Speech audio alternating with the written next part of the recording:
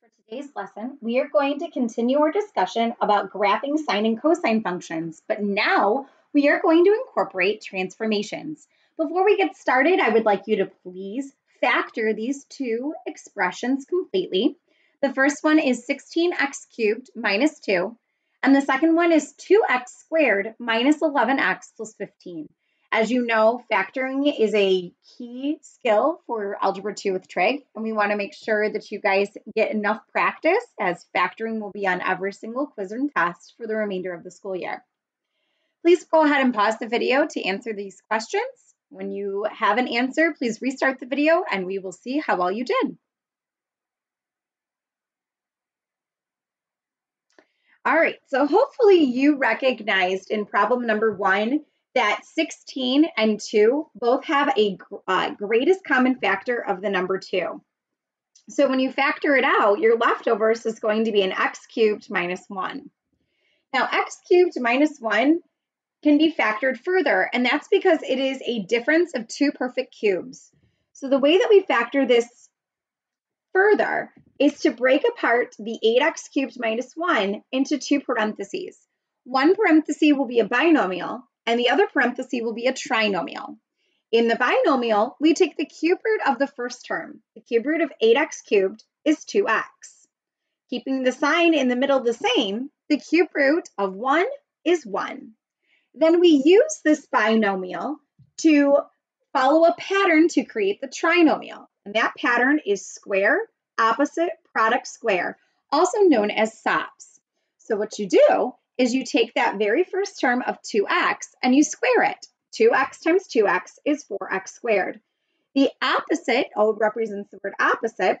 Opposite of a minus is a plus. P represents the word product, and we're going to multiply 2x and 1 to get 2x. And then the last s, once again, means square, but this time we're squaring negative 1. And negative 1 times negative 1 is a positive 1. So your full factorization is going to be 2 times 2x minus 1 times 4x squared plus 2x plus 1. For the next problem, this is just a basic quadratic. It's just that our a value is not the number 1, so it makes it a little bit trickier whenever we are factoring. But the structure of this factorization is two parentheses. And I know right away that the only way to factor with, or split apart a 2x squared is a 2x times an x. From here, I need to look at the factors of 2, which I know are 1 and 2, and the factors of 15, which whenever I think of 15, what immediately comes to my mind is 3 and 5. And I somehow have to reach a goal of my b value, and my b value is negative 11. So I'm going to try a few things. I'm going to start by multiplying 1 times 3 to get 3, and 2 times 5 to get 10. And I have to ask myself, can I get negative 11 by adding or subtracting 3 and 10 together? And unfortunately, the answer is no. So that tells me that the order of 1 times 3 and 2 times 5 is not the correct approach. So instead, I'm going to try a different way. Instead of 1 times 3, I'm going to do 1 times 5. 1 times 5 is 5. 2 times 3 is 6. Can I get negative 11 from 5 and 6? And the answer is yes. If I make 5 negative and 6 negative, negative 5 plus negative 6 equals negative 11. Cool. So how can I put these values into my parentheses? Well, it's all about outsiders and insiders. And when we do FOIL, we multiply, obviously, the first times the first and the last times the last to get our first and last terms. But it's the O and I of FOIL that help us to get the negative 11x. So I'm primarily focused on outsiders and insiders. So working with this 2x, which is an outsider, I needed to multiply 2 times 3. So that means that 2x, which is an outsider, will need to be multiplied by 3. And I need to make 3 an outsider. Not only do I need to make 3 an outsider, but because I needed it to be a negative 6, that tells me that my sign is going to be a negative 3. My insider is going to be, is an x, and that is where the 1 comes from. And I multiplied 1 times 5 when I was coming up with my correct combination. But more specifically, I need that 5 to be negative. So that means that I'm going to have a negative 5 as my insider. And when you check, 2x times x will give us that 2x squared. Negative 5 times negative 3 will give me that positive 15. And my outsiders, negative 6x, plus my insider, negative 5x, will give me a negative 11x. So my final factorization is going to be 2x minus 5 times x minus 3. Hopefully you did well on these factorization problems, but if you didn't, please make sure that you contact me as soon as possible because, like I said, factoring is going to be on every single quiz and test for the remainder of the school year, and I want to make sure that these problems are easy for you. And if they're not, then I would like to provide you with support to help these types of problems not be such a barrier for you. So recall in our last lesson, which if we're following along with our book, that would be 14.1, we graphed functions like y is equal to a times the sine of bx and y is equal to a times the cosine of bx. And that a value helped us to find the amplitude, and b helped us to find the period. Remember that the period is equal to 2 pi divided by b. And remember that your amplitude, that is equal to the absolute value of a. Our increments or our graph went by increments of, we had two different approaches. One approach is to go pi over 2 divided by your b value, that'll be your increments, or we use the approach of 1/4 times your period, 1/2 times your period, 3/4 times our period, and 1 times our period. So we multiplied 1/4, 1/2, 3/4, and 1, and that helped us to come up with the x values of our graph. And so they always went by increments or whatever that first x value was. So 1/4 times our period. In this lesson, we will graph functions that are in the form of y is equal to a times the sine of b times x minus h plus k, and y is equal to a times the cosine of b times x minus h plus k. So notice that the only difference here between these two equations is that we now have an h and a k. And the h and k transformation is the exact same transformation that we've talked about throughout the school year. That h represents a horizontal shift in the graph, left and right, and it's always the opposite of what we see inside. And k represents a vertical shift, up or down. And k is always the number that we are adding on the outside, and it's exactly what we see. So h is the opposite of what we see, and k is exactly what we see. So when it comes to graphing functions that are in this form that has h's and k's, we split it apart into a couple of steps, starting with, of course, identifying the key features of the equation, starting with the letter A. Identifying what the letter A is will help us to find our amplitude. Remember that the absolute value of A is our amplitude. Then we identify our B value, and remember that we use B to help us to find our period. Our period is 2 pi divided by B. H represents the horizontal shift, and then we identify our vertical shift of K, but more specifically, identifying K will help us to identify a horizontal dashed line that we call the axis of the graph, or we also call it the midline of the graph. And it is important that you draw this line right away because a lot of kids forget to draw it. This line is always dashed, and it helps us to, it's going to be this invisible line, or excuse me, this dashed line that essentially cuts your sine and cosine waves in half. Our next step is that we are going to find the 5 key points of y equals a times the sine of bx, or y equals a times the cosine of bx. So we are going to come up with a table of values that is going to be based on our equation, but without h and k. So just like we did in our previous lesson. And then from there, we will develop a new table that's going to be what we call the final 5 key points. And we come up with those final 5 key points by adding or subtracting h, which that's going to be translating the graph left or right, h units, and up or down, k units. So we will add or subtract our h value to all of our previous x values, or we'll add or subtract k, depending on what it is, to our previous y values using a thing that we call a translation vector. And a translation vector is just hk written in ordered pair form. Finally, we're going to draw our graph through the 5 key points, and then we're going to extend that pattern all the way across the coordinate plane. So let's go ahead and get started with example number 1. In example number 1, we have an a value that is 3, a b value that is 2, but technically this equation is y equals 3 times the sine of 2 times x minus 0 plus 1. Like, we don't see a parenthesis here, and whenever you don't see a parenthesis, that tells you that your h value is going to be 0, and our k value is going to equal 1. So my amplitude in this problem is 3, it's the absolute value of a. My period, that's going to be 2 pi divided by my b value. So 2 pi divided by 2 is going to be pi, because the 2's will cancel away.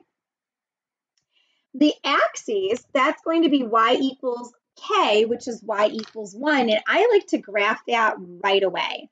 So if you have a highlighter or some other color other than a pencil, I would strongly recommend that you take that out and immediately graph your axes. So I'm going to make this go by a scale of 1s. And I have drawn in my axes of y equals 1.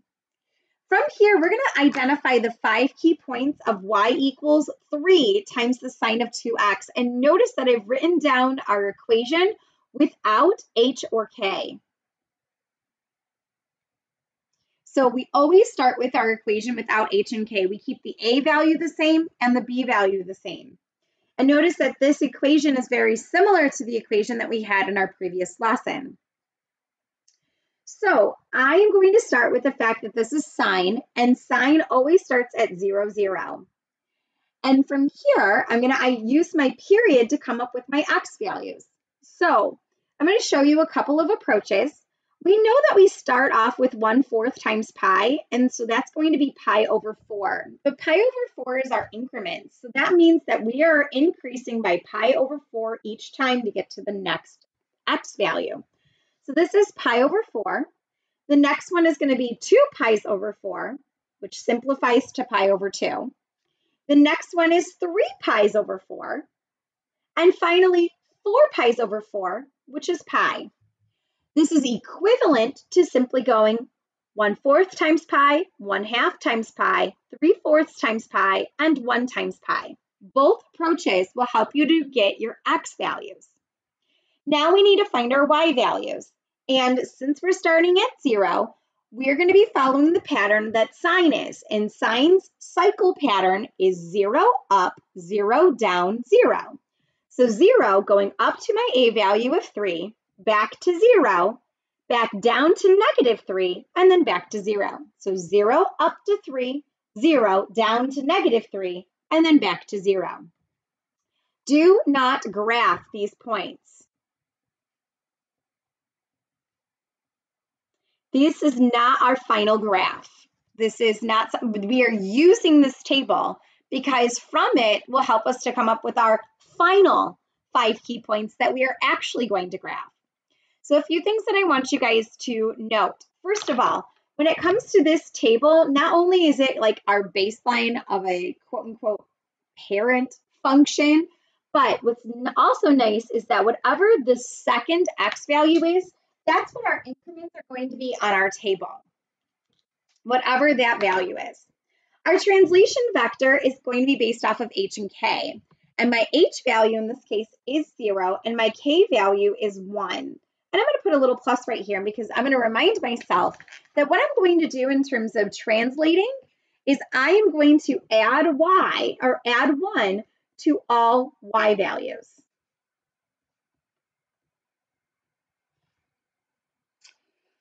All right, so I'm doing nothing to my x values, so they remain the same, 0, pi over 4, pi over 2, 3 pi over 4, and pi. But my y values will be increased by 1. So I'm going to write 1, 3 plus 1 is 4, 0 plus 1 is 1, negative 3 plus 1 is negative 2, and 0 plus 1 is 1. These final ordered pairs are the only ordered pairs that you are actually going to plot. So I'm going to start off by doing my labels. So I'm going to make my scale go by pi's over 4. And that's really convenient because that means I'm not going to be in this problem, I don't have a horizontal shift. So I'm good with that. I'm going to make every thick tick line go by pi over 4. So I have pi over 4, pi over 2, 3 pi over 4, and pi. And I'm just going to write down whatever the maximum value is. And in this case, it's pi. And I'm going to label my negative axes as well. Remember that the labeling of the axes is going to be worth a point on your test.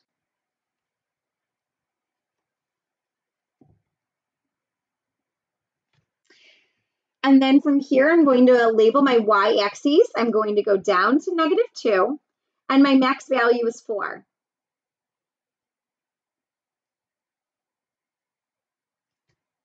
So now that I have my labels, I am ready to start plotting points. So the points that I'm going to be plotting are going to come from our last table, and I'm going to start with 0, 1. Then I have pi over 4, 4. Then pi over 2, 1. 3 pi over 4 down to negative 2. And then pi 1. And what we have just plotted here is one full cycle of sine. And what we're going to do is we're going to continue our pattern because remember that sine is periodic in that it's these cycles that repeat over and over again. So now I'm going to continue. And if I were to anticipate where the next point is going to be, it's going to be up at 4. Then my next point is going to be down at 1. And then finally down at negative 2. Back up to 1. Back up to 4. And then I know that my next point will be going down back, to the number 1. So I'm going to connect with a smooth curve. This is curvy, like parabolic in shape. It's not supposed to look like a zigzag, like a sharp zigzag. If your graphs do look like that, then that's something I need you to adjust.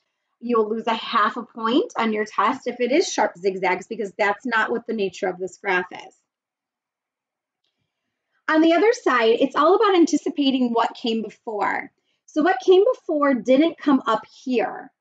Instead, this is a smooth wave where we go 4, 1, negative 2, 1, 4, 1, negative 2, 1, 4, 1, negative 2 will come next, then going up to 1, and finally up here to 4.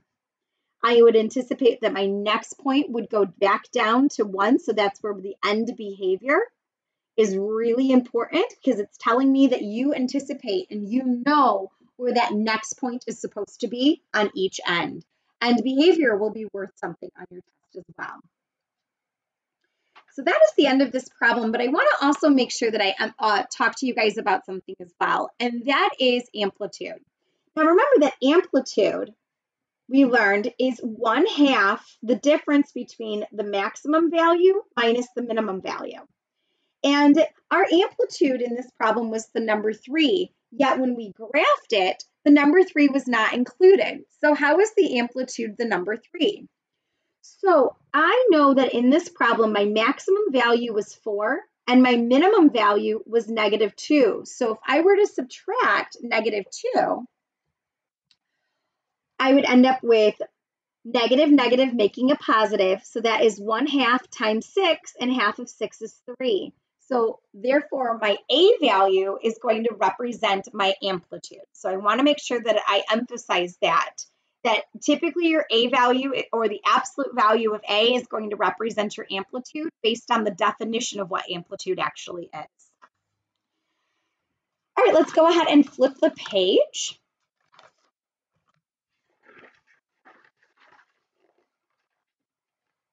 In this example, it's a little bit different.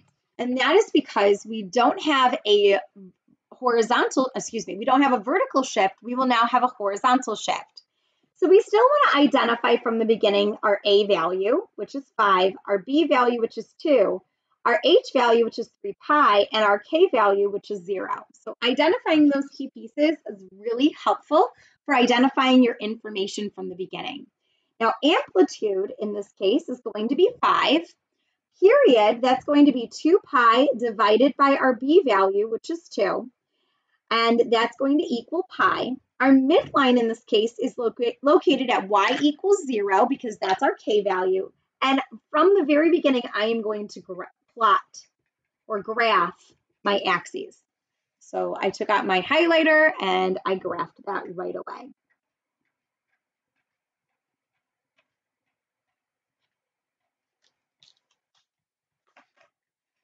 Next, we want to find the 5 key points of y is equal to 5 times the cosine of 2x.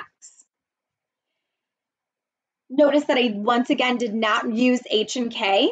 We're just starting at the very beginning of these problems. And then I'm going to recognize that cosine always starts at 0a, so that's going to be at 0, 5. Then from here, I'm going to use the 1/4, 1/2, 3/4, and 1 to help me to identify what my x values are. And I know that this is 1/4 times pi, which is pi over 4. If you want, you can just keep adding pi over 4 each time to get to the next x value. So that would be 2 pi's over 4, which is pi over 2, 3 pi's over 4, and 4 pi's over 4 is pi. You could also use the 1/4, 1/2, 3/4, and 1 times your period to come up with your values as well. Cosine follows a pattern of up 0, down 0, up. So we start up at 5, then to 0, down to -5, back to 0, and then up to 5. We are not plotting these points, but we are going to use these points to help us to come up with our final 5 points. So we use a translation vector, and our translation vector in this case is 3 pi, comma 0. And what we're going to do is we're going to add 3 pi to all x values. Now, this might require a little bit of calculation. So the first one is a little bit easier than the others because I have 0 plus 3 pi, and that will give me 3 pi.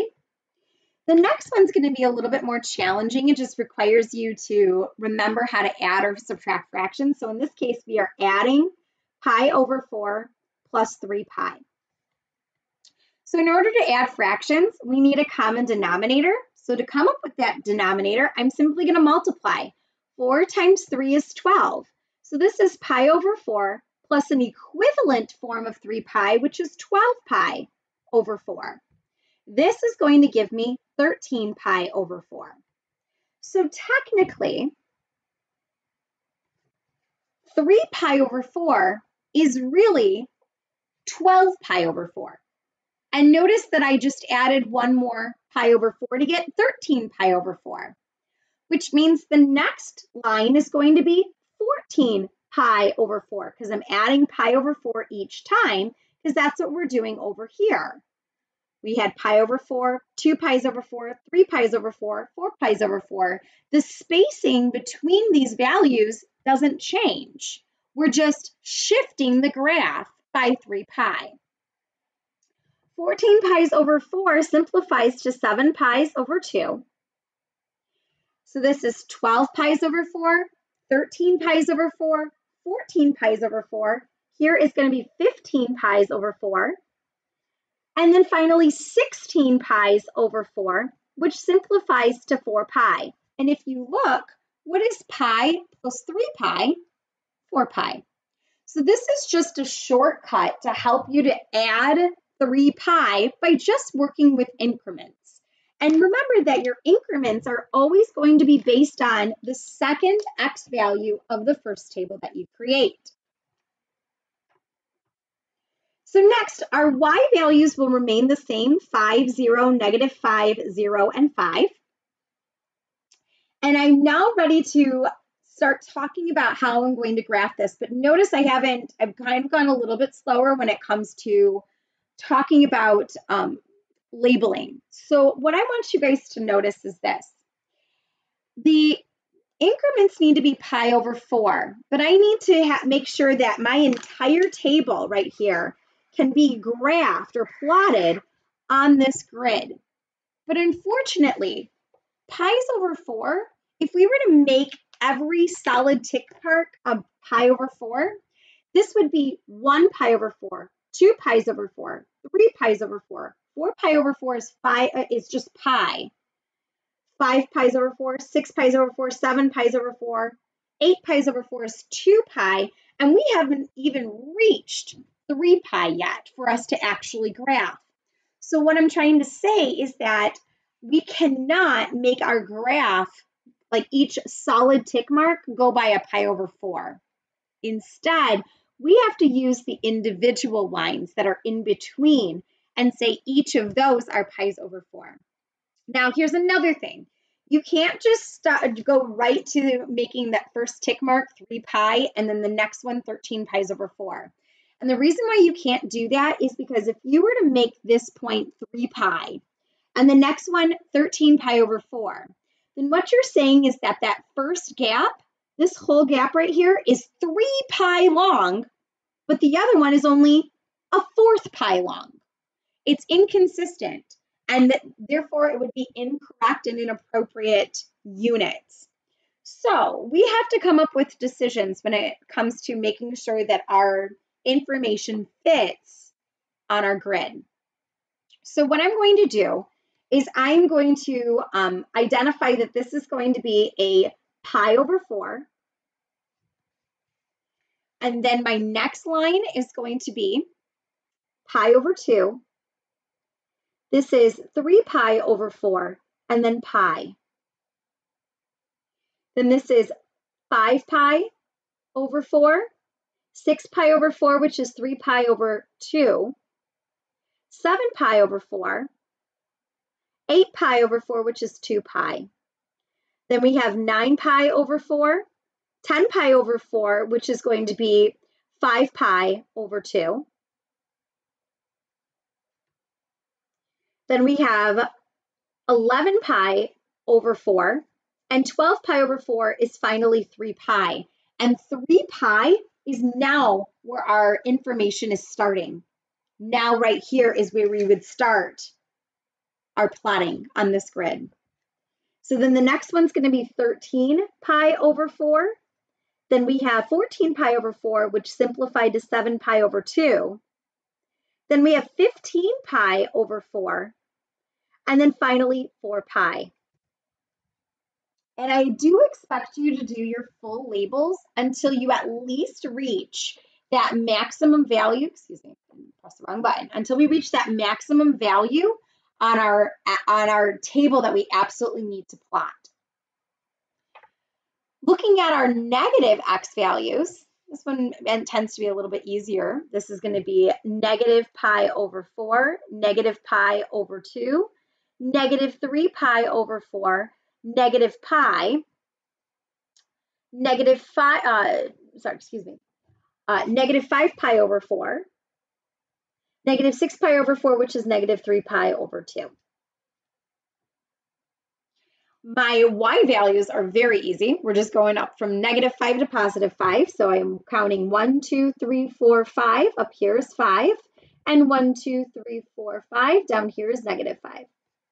We always label both the x-axis and the y-axis. So now that we have our labels done, we are going to start by just plotting these final 5 key points. So I'm going to start with 3 pi 5. So 3 pi is right here, and I'm going to go up to 5.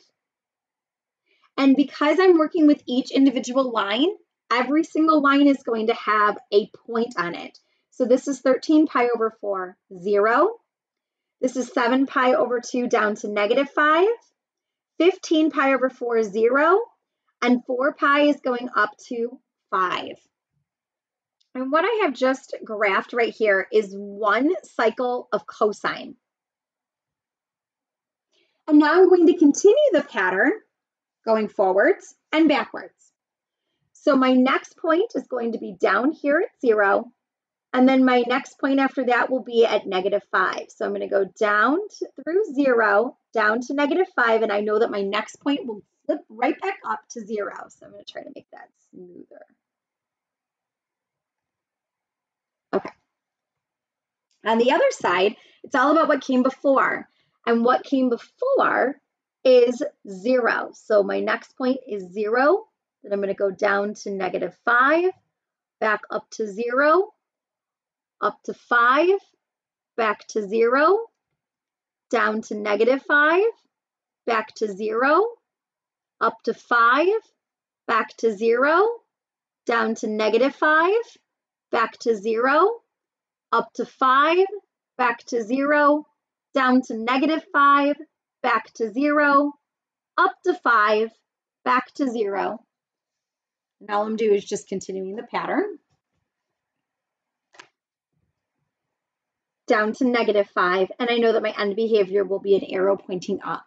So let me go ahead and connect these points. So -5, 0, 5, 0, -5, 0, 5, 0, -5, 0, 5, 0, -5, 0, 5, 0, -5, 0, 5, 0, -5, 0, 5.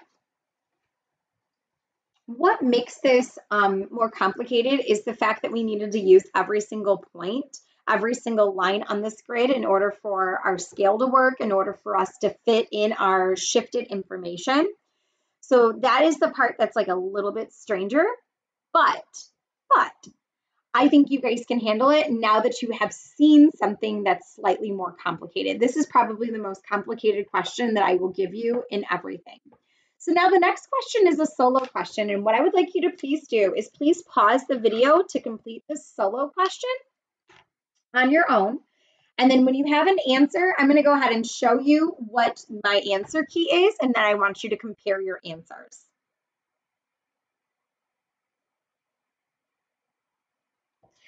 All right, so here is the answer to the solo question. You should have identified that A is 2, B is 2, H is pi over 4, and K is 2. So we're incorporating both an H and a K into this equation. Amplitude is 2, period is pi, midline is y equals 2. We're working with the key points of y equals 2 times the cosine of 2x. And then from there, you should have came up with the table of 0, pi over 4, pi over 2, 3 pi over 4, and pi. 2, 0, -2, 0, 2 are going to be your y values and our x values. We are adding pi over 4 to all of our x values and adding 2 to all of our y values. And what that's going to do is it's going to shift our graph up. What's nice is that you can make your scale go by pi's over 4. I noticed that my last x value was the last x value of my final table when it comes to labeling. And what's really nice is that I was able to use the thick lines instead of requiring me to use every single individual line. All right, so hopefully you got this answer correct. If you didn't, please make sure that you communicate that with me, and hopefully we can have a conversation about maybe any misconceptions that you're having, or I can explain in greater detail how to come up with your x and y values whenever they are shifted left or right. That is the end of this video. The next video is going to discuss what happens when our a value is negative. As always, please email me if you have any questions over anything. Otherwise, I hope you have a wonderful day.